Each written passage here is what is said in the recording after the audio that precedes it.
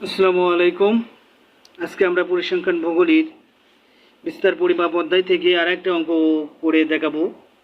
অঙ্কটা হচ্ছে, দেখুন, নিচের উপাত্তের সাহায্যে গড় ব্যবধান এবং গড় ব্যবধানাঙ্ক নির্ণয় করো। অঙ্কটা কিন্তু আমাদের নিচের উপাত্তের সাহায্যে গড় ব্যবধান এবং গড় ব্যবধানাঙ্ক নির্ণয় করো।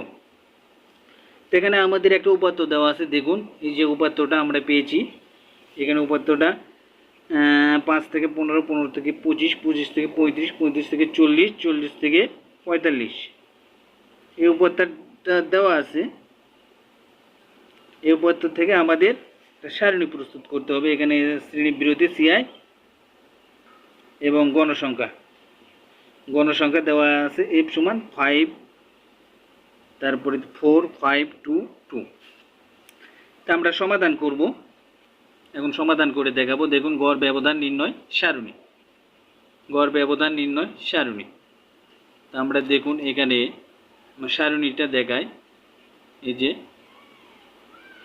শ্রেণীর বিরতি সিআই দ্বারা প্রকাশ করা হয়, তারপর শ্রেণীর মধ্যবিন্দু এক্স দ্বারা এবং গণসংখ্যাকে এফ। দেখুন, এফ এক্সের গুণফল, এফ এক্সের গুণফল, এফ এক্সের গুণফল এটা। তারপরে এক্স বারের মান, তারপরেতে দেখুন এই যে এক্স মাইনাস এক্স বার, তারপরেতে এখানে এই যে এখানে এক্স মাইনাস এক্স বার, এই চিহ্নটা ব্যবহার করবেন। তারপরেতে F into X minus X bar, এই চিহ্নটা ব্যবহার করবেন। তো এখানে দেখুন এই বারগুলো ব্যবহার করবেন। এখানে দেখুন আমাদের শ্রেণী ব্যবধান এটা দেওয়া আছে অঙ্কেতে এবং শ্রেণীর গণসংখ্যাও দেওয়া আছে। আমরা এখন বের করব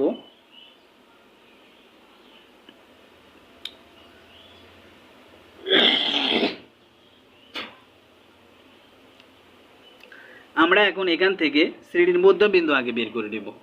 শ্রেণীর মধ্যবিন্দু বের করে নেব। তো শ্রেণীর মধ্যবিন্দু বের করতে গেলে আপনাদের যে কাজটা করতে হবে সেটা হলো, এই যে এখানে 5 আর 15 আপনারা আগে যোগ দিয়ে নেবেন, তারপরে একে 2 দিয়ে ভাগ দিলে পরেই আপনার এখানে দেখুন 10 চলে আসবে। এভাবে শ্রেণীর মধ্যবিন্দু বের করে নেব। তা এটাও এভাবে বের করে নেবেন, দুটো যোগ দিয়ে তারপরে 2 দিয়ে ভাগ দিবেন, তাহলে এটা 20 চলে আসবে। এটাও তাই করবেন, এটাও তাই করবেন, এটাও তাই করে নেবেন। তারপরে তো এটা গেল আমার, এটা আমার শ্রেণীর মধ্যবিন্দু এক্স এর মান বের হয়ে গেল। তারপরে তো গণসংখ্যা এফ এর মান তো দেওয়াই আছে। এই যে দেখুন, গণসংখ্যা থেকে আবার আমরা বের করব হচ্ছে এফ এক্স এর গুণফল, এখানে বের করব। দেখেন এখানে আমার এফ এক্স এর গুণফল বের করা লাগবে। এই যে এফ আর এক্স গুণ করে দেব, এটা হচ্ছে F x into F x আমরা গুণ করে দেব। তাহলে 5 আর 10 গুণ করলে 50 চলে আসে। দেখুন 4 আর 20 গুণ করলে 80 চলে আসে। 5 আর 30 গুণ করলে 150 চলে আসবে। 40 আর 2 80, 50 আর 2 গুণ করলে 100 চলে আসবে। আমরা কিন্তু এটা এক্স এর গুণফল বের করলাম, মান বের করলাম। এটা এফ এক্স এর মান আমরা বের করলাম। এখন আমাদেরকে বের করতে হবে এই যে এক্স বার, এই মানটা আমরা কোথায় পেলাম, এটা আমাদেরকে বের করতে হবে। এই যে এক্স বার, এই মানটা কোথায় থেকে আসলো সেটা আমাদেরকে আগে দেখতে হবে, এটা কোথায় থেকে আসলো।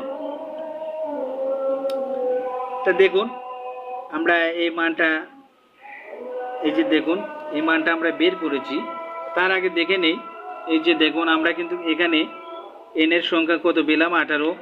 সামেশন এফ এক্স এর মান আমরা এটা যোগ করে পেলাম হচ্ছে 460।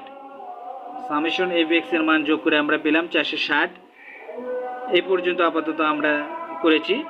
তো দেখুন আমরা এই মানটা কোথায় পেলাম, এই যে এই মানটা আমাদের এক্স বারের মানটা যে আমরা নিলাম, এই মানটা আমরা কোথায় পেলাম, এই মানটা কোথায় থেকে আসলো, এটা আমাদের সূত্র থেকে বের করতে হয়।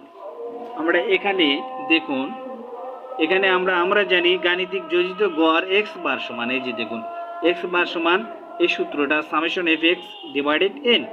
এখানে সামেশন এফ এক্স এর মান আমরা 460 বের করেছি, সারণীতে 460 বের করেছি এবং এন এর মান 18 বের করেছি। তা আমরা 460 বসে দিলাম সামেশন এফ এক্স এর মান, এখানে নিচে এন এর মান 18 বসে দিলাম। 460 যদি আমরা 18 দিয়ে ভাগ দিই তাহলে দেখুন 25 পয়েন্ট, এই যে 5 চলে আসে। 25 পয়েন্ট আমাদের 25 চলে আসে। তো এখন 25.55 যে চলে আসলো, এই মানটাই আমাদের কিন্তু এই যে এক্স বারের মান, এই মানটা বের হলো কিন্তু এই 25.55, এটা কিন্তু এক্স বারের মান আমাদের বের হলো। তো এই এক্স বারের মানটা এখন আমরা এখানে নিয়ে যাব। এই যে দেখেন আমরা আরও ছক করে নিয়েছি, এই পাশে আমরা কিন্তু আরও ছক করে নিয়েছি। দেখেন এই যে দেখুন এই যে এক্স বারের মান এখানে কিন্তু নিয়ে আসলাম 25, এই যে এক্স বার আমরা এই ছকে বসিয়ে দিলাম 25.55। এখান থেকে এই 25.5 থেকে এখানে দেখেন আবার একটা ছক নেওয়া হয়েছে। অঙ্ক করতে গেলে যে জিনিস ছকগুলো আমাদেরকে করতে হবে, যে অপশনগুলো আমাদেরকে নিতে হবে, সেগুলো আমরা নিয়েছি। তারপরে এক্স মাইনাস এক্স বার, এক্স মাইনাস এক্স বার এখানে দেওয়া আছে। তাহলে আমাদের এক্স বারের মান কিন্তু আমরা এটা, তাহলে এক্স এর মান হচ্ছে দেখেন আমাদের এখানে এটা কিন্তু এই যে এই শ্রেণীর মধ্যবিন্দু কিন্তু এক্স, এক্স এর মান কিন্তু আমাদের এই ছকেতে আছে। তা আমাদের এই ছক থেকে আমরা এখন এই এক্স বারের মানটা বাদ দেবো। এই যে দেখুন এই পাশে আমরা এক্স মাইনাস এক্স বার করে নিয়েছি। তা আমরা এক্স থেকে এক্স বারের মান বাদ দেবো। তাহলে এখানে দেখেন আগে কিন্তু এক্স আছে, এক্স আছে কত এখানে 10, 10 থেকে যদি আমরা এক্স বারের মান দেখুন কত আছে 25.55। এটা যদি আমরা বাদ দিই তাহলে দেখুন মাইনাস এখানে 15.55 চলে আসে। এখানে মাইনাস দেখুন মাইনাস 15.55 কিন্তু আমাদের চলে আসে।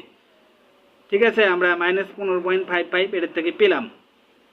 তাই এটার থেকে আবার দেখেন এটাতে এখানে দেওয়া হচ্ছে 20, এখানে 20 থেকে যদি আমরা দেখুন 25.55 বাদ দিই তাহলে দেখুন মাইনাস 5.55 চলে আসে। আমরা এটাও করে নিলাম। তারপরে এই যে দেখুন 30, এটা কিন্তু এখানে বড়, তাহলে 25.5 যদি আমরা বাদ দিই তাহলে দেখুন আমাদের এখানে প্লাসে বড় সংখ্যাটা কিন্তু প্লাসের হয়ে যাচ্ছে। তো দেখুন এখানে 4.45 আসে। 30 থেকে যদি আমরা 25.55 বাদ দিলে 4.45 চলে আসে। এটা আমরা বের করে নিলাম। 40 থেকে বাদ দিয়ে দিলাম এটা 25.5, 14.45 আমরা করে নিলাম। তারপরেতে 50 থেকে বাদ দিলাম 24.45। তা আপনারা এইভাবে করে নেবেন। তারপরে তা দেখুন এখানে আবার একটা মান বের করতে হবে যে আমাদেরকে, এই যে বার দিয়েছি 2 মুড়ো, তার ভেতর এক্স মাইনাস এক্স বার, এক্স মাইনাস এক্স বার। তো এখানে দেখুন আমরা বার দিয়ে এটা বার দিয়ে কী করেছি, এটা এই সাইডে আবার এই সংখ্যাগুলো তুলে নিয়েছি। দেখেন এখানে 15.55, তারপরে 5.55 প্লাসের করে নিয়েছি, তারপরে এটা প্লাসের করে নিয়েছি, এটা প্লাসের, এটাও প্লাসের, এটা একটা ছক করে আমরা প্লাসের করে নিয়েছি। আর এটা এমরা মাইনাসের বের হয়েছে, প্লাসেরও বের হয়েছে। আবার এখানে দেখুন আর একটা মান আমাদেরকে বের করতে হবে, সেটা হলো দেখুন F into X minus X bar, F into এখানে কিন্তু ইন্টু গুণ চিহ্ন, গুণের সম্পর্ক রয়েছে। এই যে দেখুন একটা ফুল স্টপ দেওয়া আছে, এটা গুণের ইন্টু চিহ্ন, এক্স মাইনাস এক্স বার, এখানে কিন্তু দুই সাইডে বার দেওয়া আছে, বারটা আমরা দেখবেন।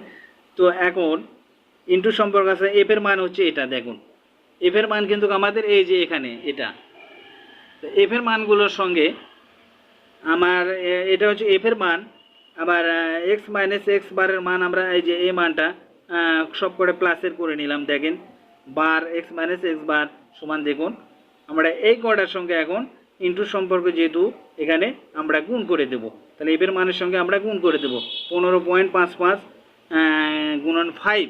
দেখেন 15.55 গুণন যদি 5 হয় তাহলে আমাদের গুণ করে দেয়, দেখুন ক্যালকুলেটর দিয়ে একটা গুণ করে আমরা দেখাই। এই যে দেখুন 15.55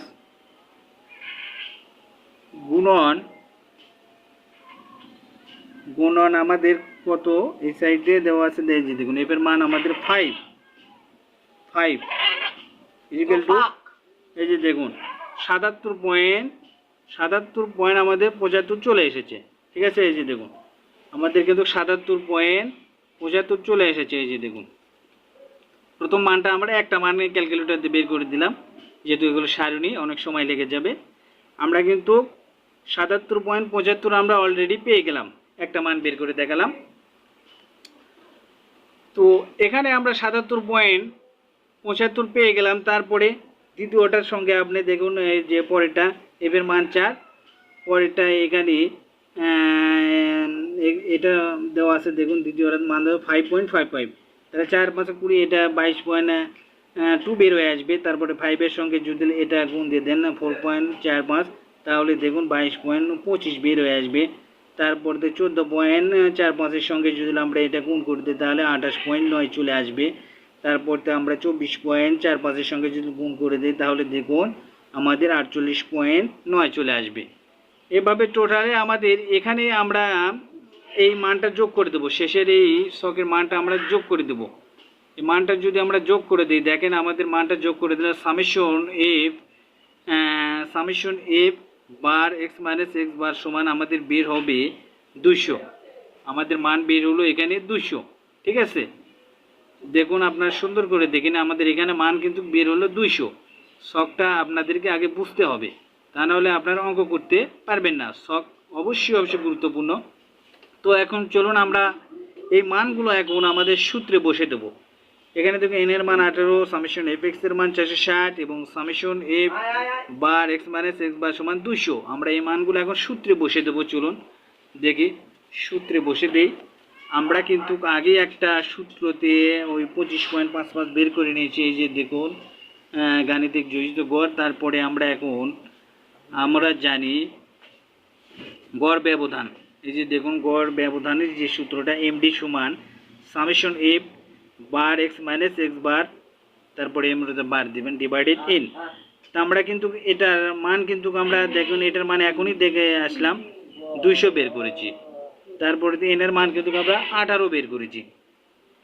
তা আমরা এখানে দেখুন এটা 200-কে যদি আমরা 18 দিয়ে ভাগ দিই তাহলে 11.11 আমাদের বের হয়ে আসে। এটা গড় ব্যবধান এমডি সমান 11.11 বের হয়ে আসলো।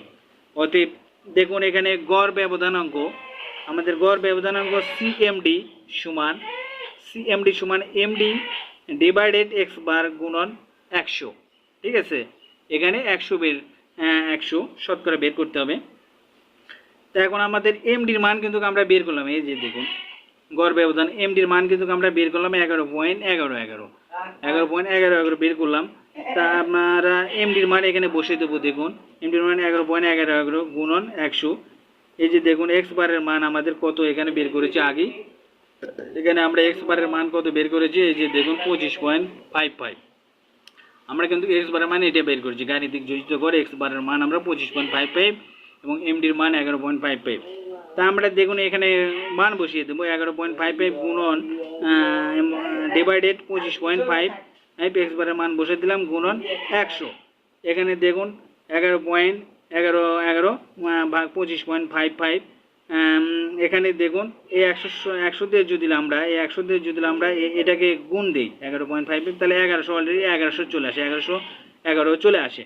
তো 1111-কে যদি আমরা 25.55 দিয়ে ভাগ দিই তাহলে দেখবেন 43.48% চলে আসবে। এটা যেহেতু শতকরা তেমনি আমরা পার্সেন্টেজ দিতে হবে। এই যে দেখুন এখানে একটা ভাগ দিয়ে দেখায় আপনাদেরকে, 1111 ভাগ আপনার 25.48 সমান এই যে দেখুন 43 আমাদের 60 কিন্তু বের হয়ে এসেছে। 43.60 আমাদের বের হয়ে এসেছে। তো এই মানটা আমাদের বের হয়ে আসবে এত পার্সেন্ট আমাদের বের হয়ে আসবে। তো দেখুন এত পার্সেন্ট যখন আমাদের বের হয়ে আসলো তখন এখন আমরা এটা নির্ণয় গড় ব্যবধান আমরা বের করলাম 11.11। এই যে নির্ণয় গড় ব্যবধান আমরা 11.11 বের করলাম। তারপরে দিয়ে নির্ণয় গড় ব্যবধানাঙ্ক 43.48 আমরা বের করলাম। এই দুটাই হচ্ছে আমাদের এই অঙ্কের অ্যান্সার বা উত্তর। তো আজকের ভিডিওটা আমাদের এই পর্যন্তই। আমাদের ভিডিওগুলোতে আপনারা সাবস্ক্রাইব করবেন এবং লাইক কমেন্ট শেয়ার করে সহযোগিতা করবেন। আসসালামু আলাইকুম। তো বন্ধু আসসালামু আলাইকুম।